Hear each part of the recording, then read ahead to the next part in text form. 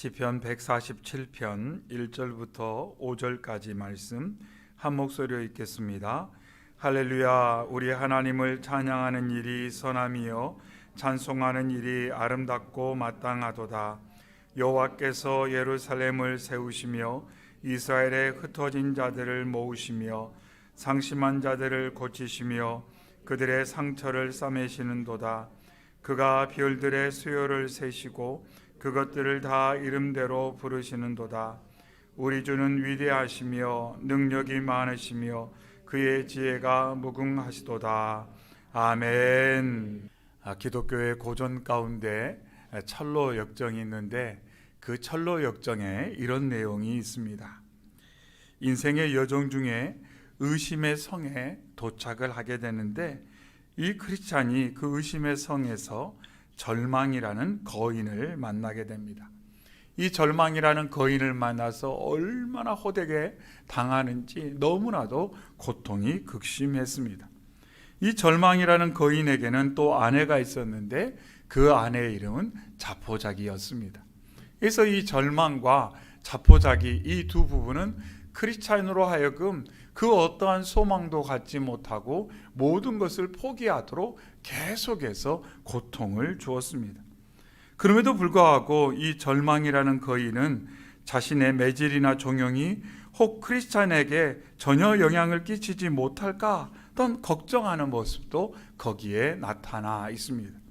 그 장면을 통해서 절망과 자포자기의 실체가 무엇인지를 그 내용은 정확하게 일러주고 있습니다.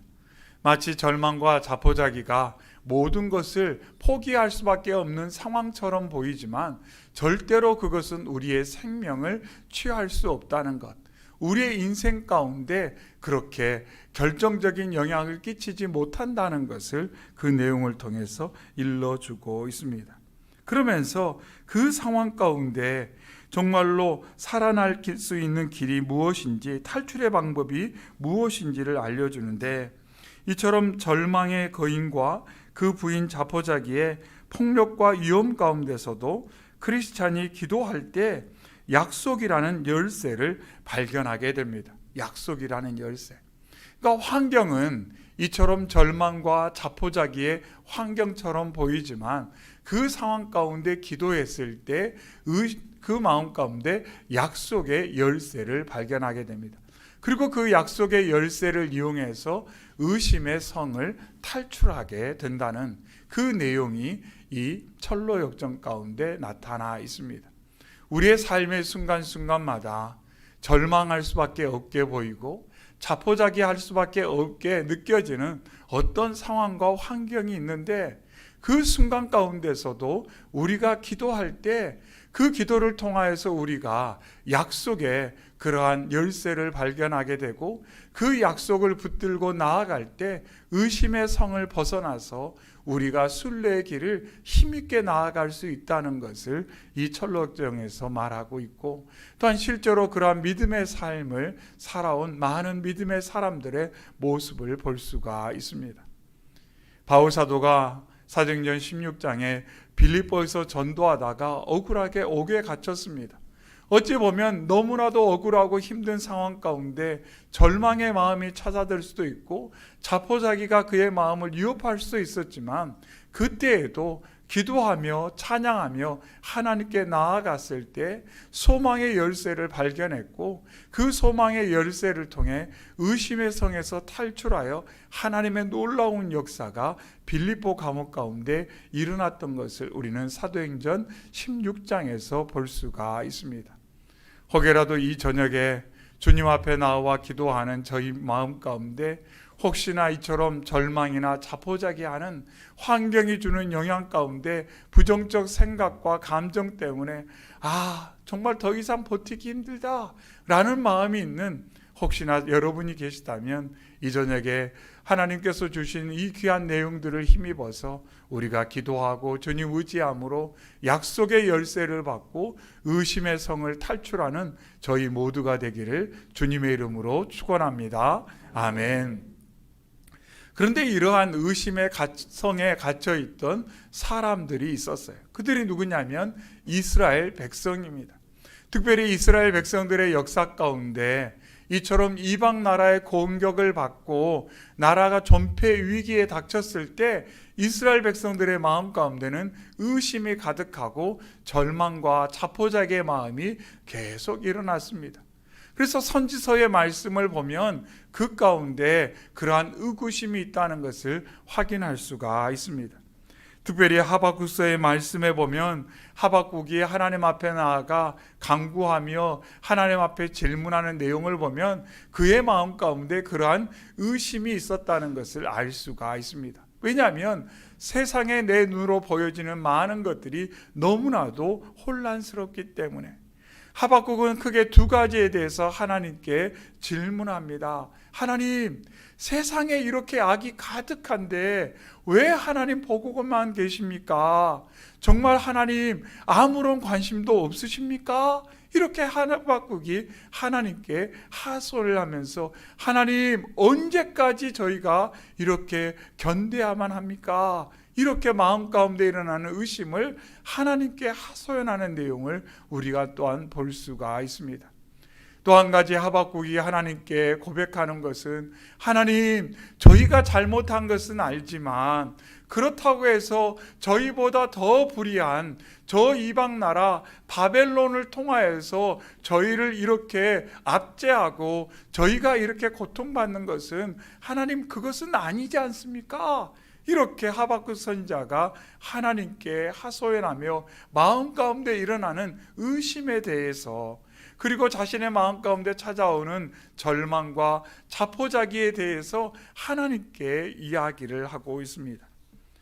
그러한 상황 가운데 하나님을 바라고 기다렸더니 하나님의 구원을 경험하고 이스라엘 백성이 포로기에서 돌아오는 꿈과 같은 일을 경험하게 됩니다.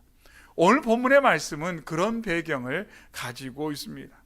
되어져가는 상황 가운데 의심할 수밖에 없고 절망과 자포자기가 나를 자꾸 끌어가는 것 같은 상황 가운데서도 하나님을 바라보며 기다렸더니 하나님께서 행하시는 놀라운 일을 경험하고 그 하나님을 찬양하는 시가 바로 오늘 함께 읽은 시편 147편의 내용인 것입니다. 그래서 시편 147편은 할렐루야 이렇게 시작을 하고 있습니다. 할렐루야. 하나님, 그렇습니다. 저희가 할 수 있는 것은 기도와 찬양밖에 없습니다. 때로는 의심의 성에 갇혀서 이처럼 절망과 자포자기가 저희를 압도하고 정말로 모든 것을 포기할 수밖에 없는 상황 가운데서도 저희가 기도하고 찬양할 때 하나님께서 얼마나 놀라운 일을 행하시는지를 저희가 잘 알고 있습니다. 감사합니다 하면서 할렐루야 찬양하는 시편이 바로 본문의 말씀입니다. 그러면서 이 찬양 가운데 놀라운 고백을 합니다. 4절에 그가 별들의 수요를 세시고 그것들을 다 이름대로 부르시는도다 이렇게 고백을 하고 있습니다. 뭐라고 고백하냐면 하나님께서 우리를 다 아십니다 이렇게 고백을 하고 있습니다. 그러면서 무엇에 빗대어서 말하냐면 하나님께서는 세상에 보여지는 그 모든 천하 만물을 다 창조하시는데 특별히 하늘의 무별을 다 창조하시고 그 별들을 이름대로 부르십니다 이렇게 오늘 시편에서 찬양을 하고 있습니다. 물론 도심지에서는 별이 잘 보이지 않습니다. 그러나 시골에 가면 좀 더 많이 보이고 어떤 몽골이나 어떤 특별한 그런 지역에 가면 하늘의 은하수가 빽빽하게 온 세상에 별이 가득하다는 것을 그런 것에 가면 볼 수가 있습니다. 그런데 우리는 잘 몰라요. 그것이 있다는 것도 잘 모르고 그것이 얼마나 멀리에 얼마나 멋지게 얼마나 크게 있는지 알지 못합니다. 몇 개가 있는지도 잘 몰라요. 그런데 과학자들이 그 수를 세어보는 그런 내용을 들어보면 정말 어마어마한 것을 알 수가 있습니다.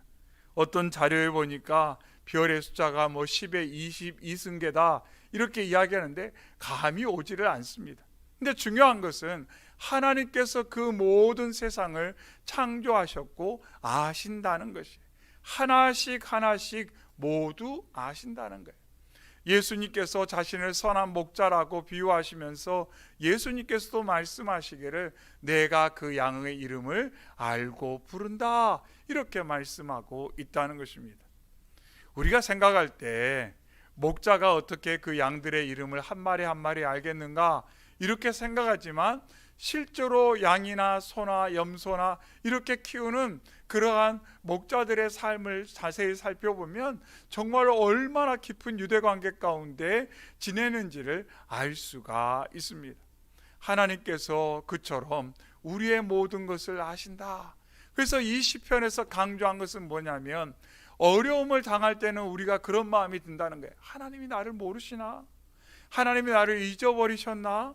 하나님이 나에 대해서 관심이 없나? 이런 생각이 드는데, 분명한 것은 하나님께서 저와 여러분을 아신다라는 거예요. 아신다. 내가 어떤 마음으로 오늘을 살고 있는지, 내가 오늘 하루 얼마나 힘겹게 살아왔는지, 내 마음 가운데 어떤 소망이 있고 어떤 기도 제목이 있고 얼마나 오랫동안 하나님께 그것을 놓고 기도해 왔는지 하나님께서 아신다, 이렇게 말씀을 하고 있습니다. 예수님께서도 그렇게 말씀하셨습니다. 말씀하기를 누가복음 12장에 하나님 앞에서 그 하나도 잊어버리시는 바 되지 아니하였다라고 말씀하며 너희 머리털 하나도 상하지 아니하리라, 이렇게 분명 예수님께서도 말씀하셨어요. 한 명도, 한 사람도 잊어버린 적이 없다. 놓치지 않을 것이다. 내가 너희를 분명히 붙들고 있다. 이렇게 예수님께서 분명하게 말씀을 해 주셨습니다. 이 시간 예배하는 저와 여러분이 삶의 상황이 주는 메시지에 이끌려서 우리의 마음 가운데 일어나는 자포자기와 염려와 불안에 이끌리는 삶이 아니라 말씀을 통해 오늘도 역사하시고 임마누엘 하시는 성령을 통해서 우리의 삶 가운데 붙드시는 주의 손길을 의지하는, 나의 모든 것을 아시고 내 삶 가운데 역사하시는 그 하나님을 믿고 의지하는 저희 모두가 되기를 소망합니다. 아멘. 그러면서 말씀 가운데 하나님께서 아실 뿐만 아니라 얼마나 놀라운 일을 이루시는지를 몇 가지로 말씀합니다. 2절에 여호와께서 예루살렘을 세우시며. 악한 영적 세력이 하는 일은 겉으로 볼 때는 우리를 위해서 뭔가 말하는 것 같지만, 에덴 동산에서부터 그 악한 영적 세력이 하는 것은 무너뜨리는 거예요. 깨뜨리는 것이에요. 관계를 깨뜨리고 마음을 부서뜨리고 상처와 고통으로 모든 것을 포기하도록 이끄는 것이 악한 영적 세력이 하는 거예요. 하지만 말씀에 있는 것처럼 하나님께서 오늘도 저와 여러분의 심령 가운데 하시는 일은 뭐냐면 세우시는 거예요. 세우는 것. 상처 있고 고통받은 우리의 삶이 싸매어지고 회복되어지고 새로워질 수 있도록 하나님께서 역사하신다, 이렇게 선포하고 있습니다. 그러면서 2절 하반에 이스라엘에 흩어진 자들을 모으신다고 말씀하고 있습니다. 한마디로 이스라엘이 포로기에서 귀환하여 그들이 다시 한번 잃어버렸던 모든 것들을 회복하는 것에 대해서 말씀하고 있습니다. 그런데 이 말씀 가운데 연이어 뭐라고 말씀하냐면 상심한 자들을 고치시며 그들의 상처를 싸매신다고 말씀하고 있습니다. 포로기에서 돌아왔습니다. 그러면 다 될 것처럼 생각했는데 사람의 마음은 그렇지가 않더라는 거예요. 뭔가 좀 환경이 나아지면 마음이 좋아지겠거니 생각하지만 마음이 꼭 그렇지만은 않더라는 것입니다. 우리는 환경이 우리의 마음을 온전히 뭔가 해줄 수 있는 것처럼 기대할 때가 있습니다. 하지만 환경이 우리의 마음을 온전히 새롭게 하거나 싸매어주거나 치료해주지는 못한다는 것입니다. 오늘 말씀을 통해 하나님께서는 오늘도 저와 여러분의 심령 가운데 역사하셔서 세상이 그 무엇도 해줄 수 없는 그 놀라운 일을 우리의 심령 가운데 행하셔서 우리의 심령을 싸매주시고 치료하시고 회복하시고 새로워질 수 있도록 아름다운 것으로 채워주시는 놀라운 역사를 이루시는 줄로 믿습니다. 그것을 말씀하고 있습니다. 그럴 때 이스라엘 백성들이 어떻게 반응했는가 1절에 말씀하고 있습니다. 우리 1절 말씀 다시 한번 읽겠습니다. 할렐루야. 우리 하나님을 찬양하는 일이 선함이며 찬송하는 일이 아름답고 마땅하도다. 아멘. 아멘. 그래서 오늘 말씀을 통해 강조하는 것은 뭐냐면 찬양이 마땅하다. 무슨 말이냐면 하나님을 만나고 하나님을 경험하고 하나님께 행하신 놀라운 일을 경험하는 사람들은 그 입에서 그 삶을 통해 그 마음 가운데 찬양이 가득하고 찬양이 흘러나오게 되어 있다, 이렇게 선포하고 있습니다. 시편은 놀랍게 구성이 되어 있습니다. 시편 1편부터 150편까지 이 150개의 시가 모여 있는데 어떻게 해서 이 150개의 시를 이렇게 질서를 갖게 됐을까 생각해 볼 때 하나님께서 그 시편을 1편부터 150편까지 제 위치에 놓게 하신 것도 하나님의 놀라운 섭리라는 것을 알 수가 있습니다. 그래서 제일 앞쪽에는 비탄시가 많아요. 슬퍼요, 힘들어요, 괴로워요. 근데 똑같은 내용이 계속 반복돼요. 계속 아파요, 계속 힘들어요, 계속 괴로워요.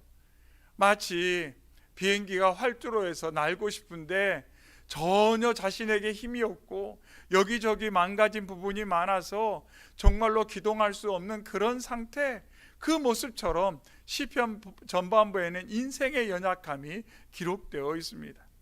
그런 모든 과정 가운데 결국 성전에 올라가게 되고 주님의 임재를 경험하게 될 때 이제 시편의 마지막 부분에 할렐루야 시편으로 마무리 짓는 것을 보게 됩니다. 시편은 성경 전체의 요약본이라고도 볼 수가 있습니다.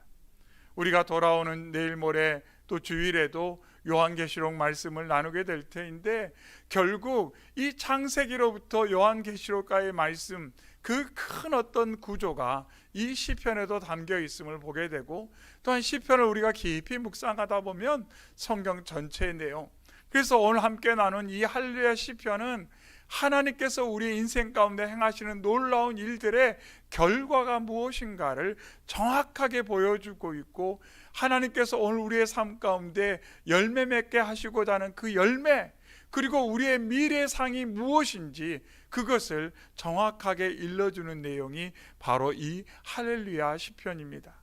바라고 원하는 것은 이 저녁에 주 앞에 나온 여러분의 발걸음 가운데, 마음 가운데 혹여 무겁고 힘든 부분이 있었을지라도 이 시간 오늘 할렐루야 시편을 다시 한번 우리가 마음 가운데 고백하고 우리도 의지하며 나아갈 때 이 시간 역사하시는 주님의 손길을 통하여 우리의 돌아가는 발걸음 가운데는 찬양이 가득하고 하나님을 선포하고 하나님께 영광 올려드리는 저희 모두가 되시기를 주님의 이름으로 축원합니다. 아멘.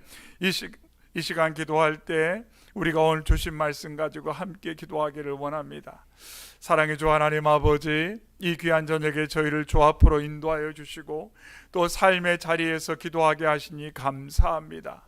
사랑의 주 하나님 아버지, 마치 크리스찬이 하나님 순례의 여정 가운데 의심의 성에 갇혀서 하나님 아버지 자포자기하고 절망할 수밖에 없는 상황 가운데서도 기도할 때 약속의 열쇠를 발견하고 의심의 성에서 탈출했던 것처럼 하나님, 이 저녁에 저희가 주의 말씀 할렐루야 시편을 함께 나누고 그 찬양했던 이스라엘 백성들의 믿음의 고백에 화답할 때 하나님, 저희 모두도 의심의 성에서 탈출하여 하나님을 찬양하고 하나님과 함께 힘있게 나아가는 저희 모두가 될 수 있도록 인도하여 주시옵소서.